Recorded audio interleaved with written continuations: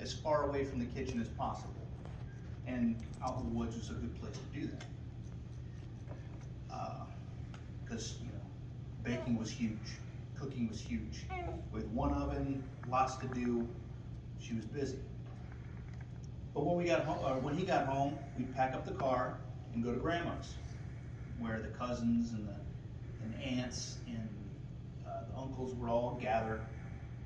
All the uncles would unload the cars with the food that they prepared at home, took it in the kitchen, and all the uncles went outside and they had a beer and talked about the deer that they missed earlier in the week, or how awesome their tree stand was.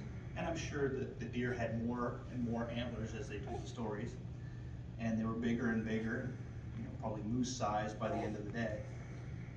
But that was tradition. And then all the women would gather in the kitchen and they would be cooking, and the different smells would come from the kitchen and would just light up the entire room, right? And us kids, when we were yay big, would gather in the living room, watch TV, the 3 channels that we had. Of course, we didn't have cell phones, so we weren't playing on them. Then sometimes when the dads would come in, they'd kick us out of the living room and we'd go into one of the spare bedrooms and play board games if it was too cold, or we'd run outside and chase some chickens and try to ride the cows.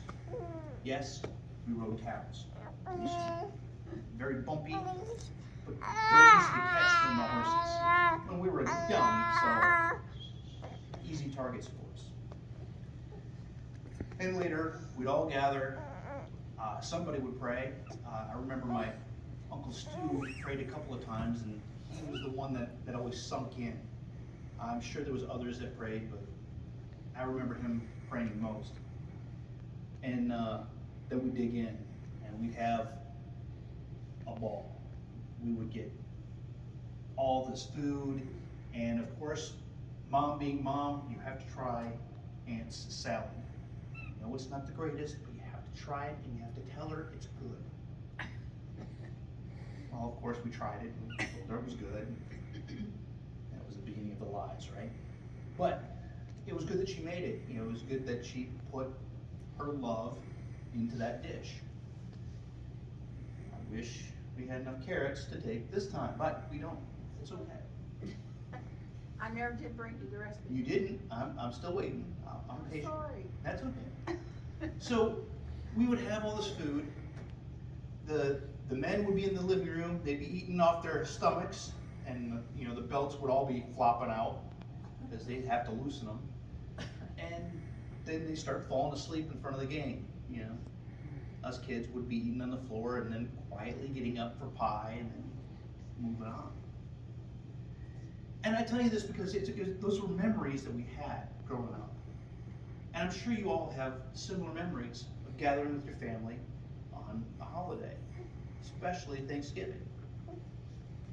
It's the time where we're not thinking of presents, we're not thinking of candy, we're thinking of turkey, right? We're thinking of stuffing, we're thinking of the pies, but we're also thinking of the parade. We're also thinking of, if it's warm enough, playing tag outside with the cousins.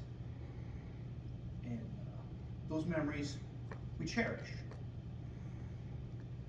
Well, we grow up. The cousins have families of their own. My grandmother passed away several years ago, and traditions evolve and change. Now, my brother and his fiance, I don't know, they've been together forever. They might as well be married if they're not already in secret, I don't know. But he lives in Alexandria, and even though it's not that far away, with his job and my job, we barely get a chance to see each other. My sister and her husband and her kids live in Michigan, close to my folks, and it's in Michigan. It's quite a ways away. Unfortunately, we don't get the time to make these memories as often as we'd like. Well, I'm going to take you back 2 years. This little guy, I'm pretty sure this is the original, yes, this is. Now that I see it on the big screen, that is definitely the original Tom from 2 years ago. All of my turkeys have a Tom kind of name to them. There's Tom, Tom 1, Tom Tom, Tommy with an I, Tommy with an IE, Tommy with a Y, Tommy with, you get the idea. They're all Toms of some sort. That's just, they're Tom Toms, right? This is when he was very young. He was my buddy. He followed me everywhere, and he grew up. I think I've told you before that I've taken him to a church event when he was much larger, and little kids were riding him throughout the church, or throughout the church lawn. A little bit bigger than her, but little kids were riding this turkey like a ostrich or something. And he just took it. It was a very docile, very loving bird. And we loved him back. This was from 2 years ago. This was the bird, Tom Tom, the original. And for those of you that are getting the big birds this year, this is how you would use, this is what you would do to cook them. You got the cookie sheet, and then you get the tinfoil pan. You have to bend the tinfoil pan out so it'll fit. Then you make your own pot-ish thing out of tinfoil, several layers. You have to do that to keep the juices in, to keep it moist and tender. What you don't see here is the very cool fake tinfoil lid that we made to put over the top of it. So we can lift it up, baste it every hour, and cook it. This bird took about 9 hours. That's me pulp fictioning the bird. My mother, that's my brother and his fiance, Laura. We had no plan for this. We brought the bird and we rummaged through my mother's cupboards to find out what we could put in the bird. We didn't have this grand idea and go out and get stuff. We just got what we had. There was nuts in there, spices, butter, lots of butter, and we're injecting it with, they had a roast the night before, the juices from the roast. It was phenomenal. This bird was amazing. There it is the next day. That's my father, and peeking over my mother's shoulder is one of my nephews. It's Kevin. He's a weirdo. And that's, you know, what it looks like when it's done. And every time I look at this picture, I get hungry, and I think I gain a couple pounds. So this was Thanksgiving 2019. That was the first time that this group got together. That's my brother, that's my sister, my mother and father, and of course me.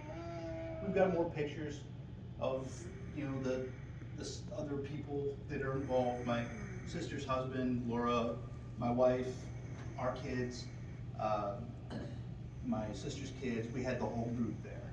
It was a big event. And it was the first time we all got together in probably 10 or so years. We made it a plan that that year, we were gonna do it.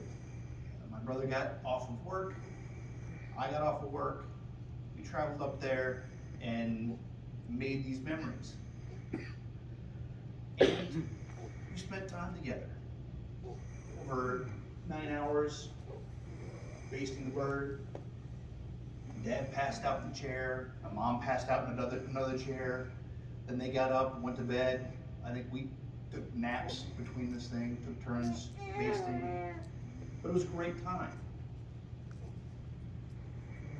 But had I known, you know, we planned to do Thanksgiving every year, right? That we had such a great time, this is gonna be our tradition. Every year, we're gonna come together, the Chancellor clan is gonna reunite, and we're gonna make memories again next year. And of course, 2020 came with the pandemic, and everything changed. My brother and my sister were more paranoid than I was of the virus. It was already kind of winding down by Thanksgiving, but we all decided that, okay, we'll skip Thanksgiving this year, just to be on the safe side, because no one wanted to go visit mom and dad and get them sick. So my family went there Christmas.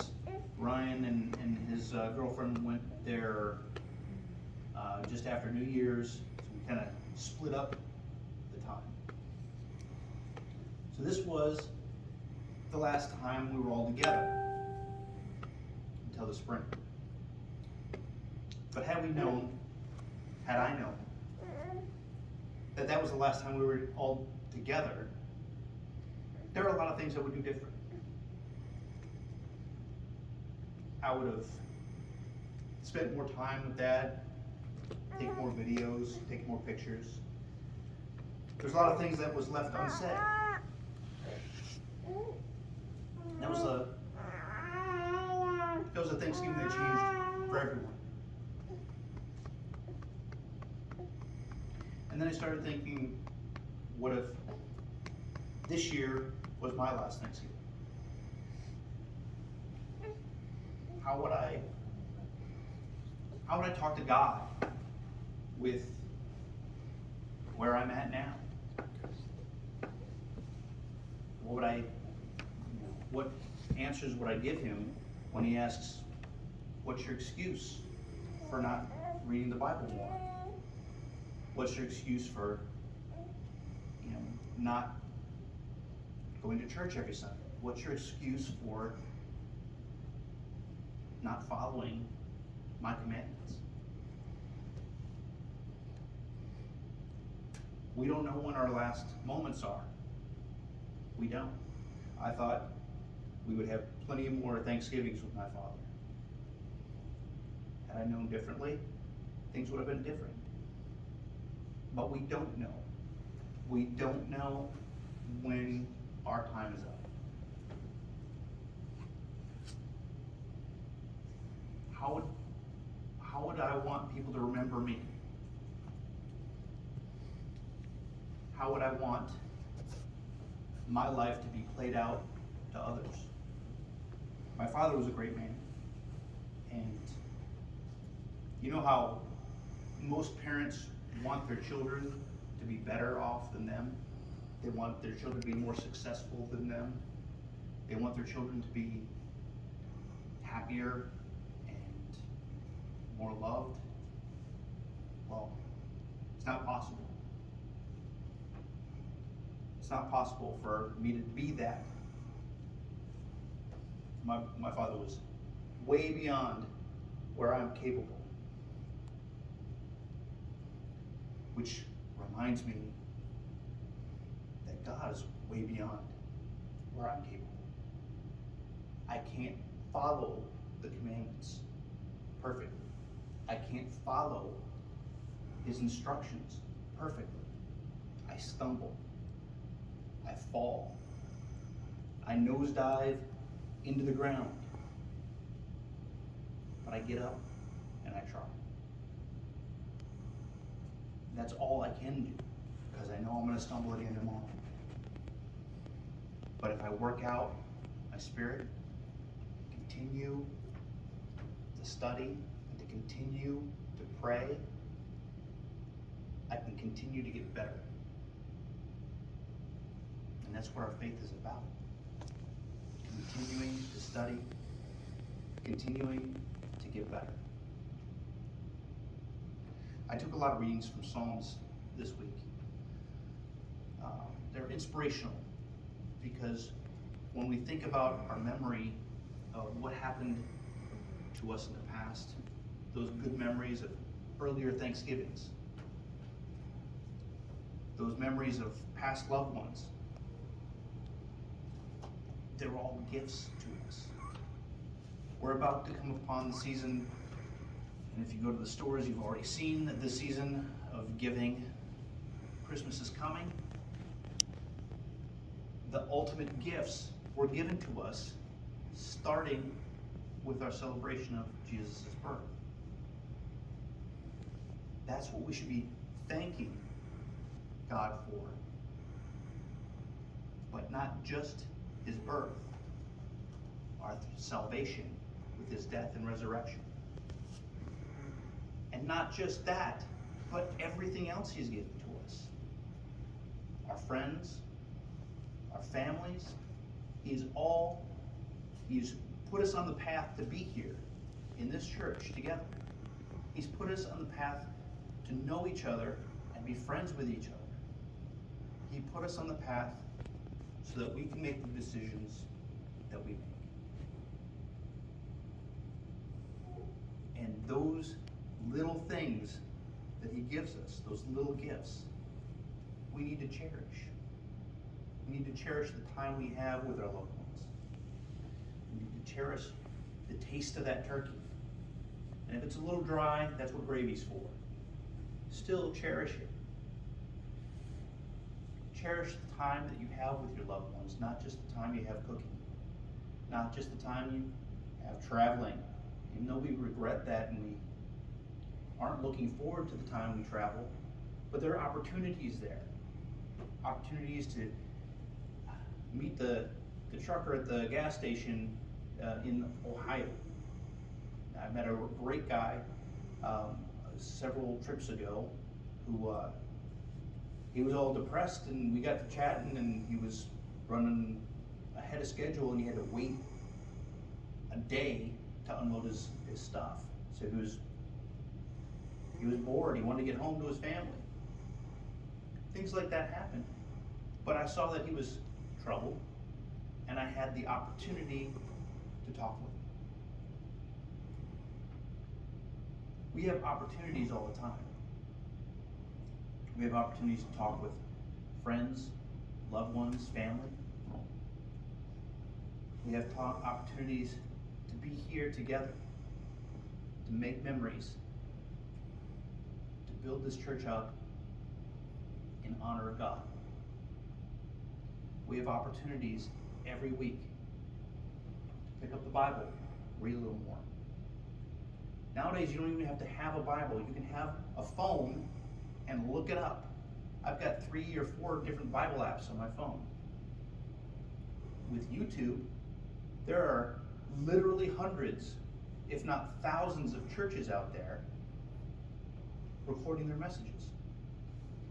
We're recording ours. Hopefully they'll be out there soon. I just have to figure out how to create a channel that isn't under my name. I just started working on stuff. I'm behind the times, but we'll get there.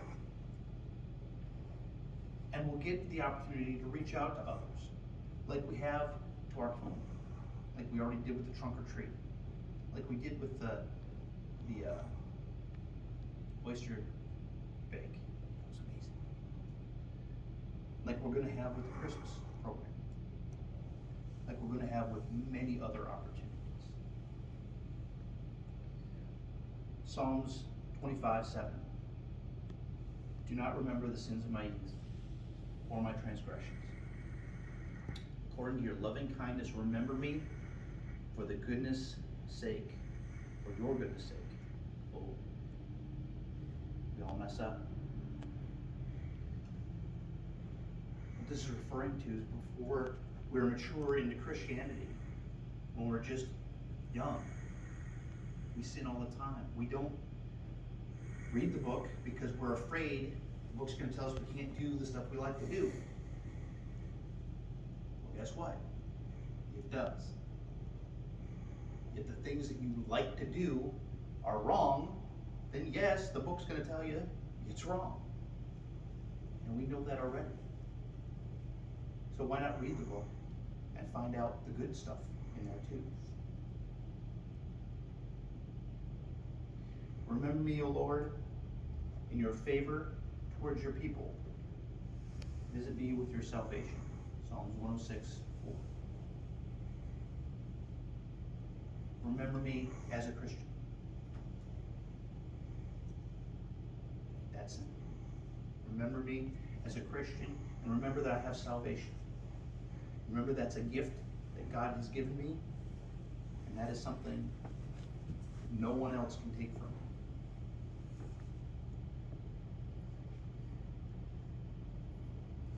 what would I do different this Thanksgiving? I'm gonna make more time to spend with my mother and my brother and my sister. Make more time talking with them rather than playing on my phone, rather than watching TV or finding an excuse to get out of the house because they're driving me crazy. I'm gonna let them drive me crazy a little bit this year. In fact, I think I'm gonna deal some out too. That's what I'm all about. I'm gonna cherish the time that God has given me. I'm gonna cherish this Thanksgiving like I should have 2 years ago.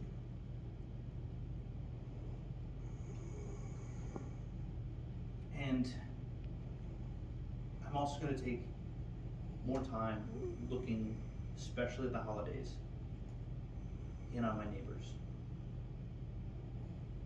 A lot of you probably have neighbors that are alone for the holidays. Maybe you have a neighbor that you really don't like that's next door, that's been bugging you all year. Take some time, check on the ones that are by themselves, invite them over.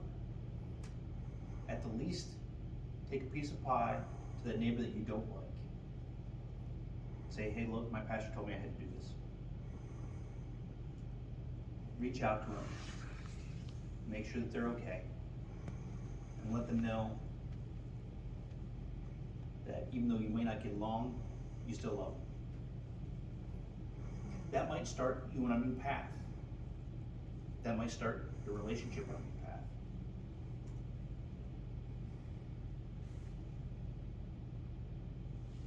And I know we've talked about this, but you're not doing it alone. The Holy Spirit is with you to help you reach out to people. So when you go take your piece of pie or some carrots to your neighbors, remember, but the Helper, the Holy Spirit, whom the Father has sent in my name, he will teach you all things and bring to you remembrance all that I have said to you. So you can talk to your friends, you can talk to your neighbors, you can talk to strangers, and let them know you're there for them. Spend a little more time reading the Bible. Spend a little more time in prayer. When you're praying over your meal, remember there's people on the road right now trying desperately to get to their loved ones, or trying desperately to find a store that's open so that they can get that ingredient that they have to have. Spend a little more time in prayer. Because you might not have that time next time.